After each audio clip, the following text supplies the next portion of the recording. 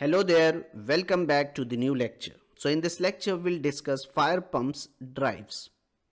After the end of this lecture you would be able to understand pump drives, foundation and settings, driver connection and alignment, and overcurrent protection device. So let's start. So first of all, here we'll see what is fire pump drive. See, pump drives take power from an input rotational source and send it to a hydraulic pump. Okay. So fire pump drive is the power source used to operate a fire pump. Okay. It provides the necessary energy to pump water at the required flow rate and pressure for fire protection system. Okay. The choice of drive depends on factors such as power availability, reliability and local regulations. A pump shall not be equipped with more than one driver. Okay. Each pump shall have its own dedicated driver unless otherwise permitted.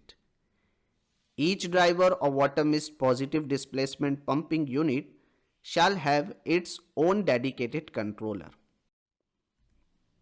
So fire pumps are typically driven by electric motors or by diesel engine, as you know that. Okay. Consideration must be given to ensure that electricity or enough fuel is available to operate this driver in the case of fire. So first of all, here you can see the electric fire pump is shown, and all of you know that electric fire pump, it is the heart of the fire sprinkler system, and electric fire pump is a crucial component in fire protection system designed to provide a reliable and adequate water supply during a fire emergency. Okay, it is powered by electricity and play a vital role in ensuring that fire sprinkler system, standpipes and other fire protection suppression system operate effectively.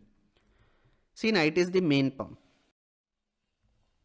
So the most common means of starting an engine is with an electric motor starter. Two electric starters each connected to an independent battery supply are required. So the most common engine voltage employed is 12 volt direct current for engines rated less than 300 kilowatt or 400 brake horsepower approximately. Okay.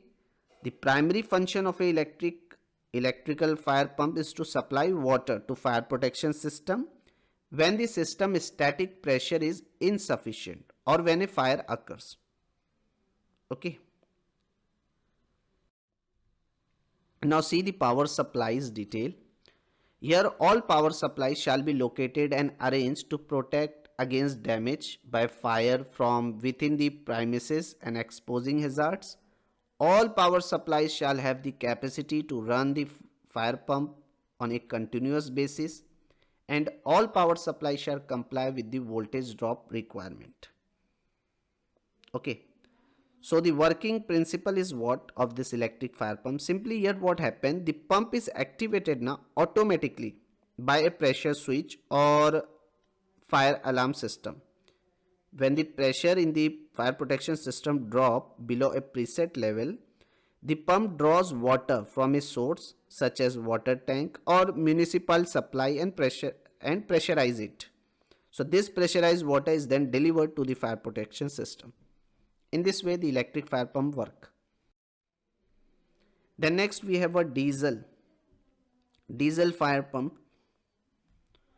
It is same purpose as the electric pump. Okay, so diesel fire pump is also a critical component of a fire protection system designed to provide a reliable and independent water supply for fire fighting operation. Okay, it is powered by a diesel engine which ensures that the pump can operate even in the event of a power outage, making it an essential part of many fire protection systems.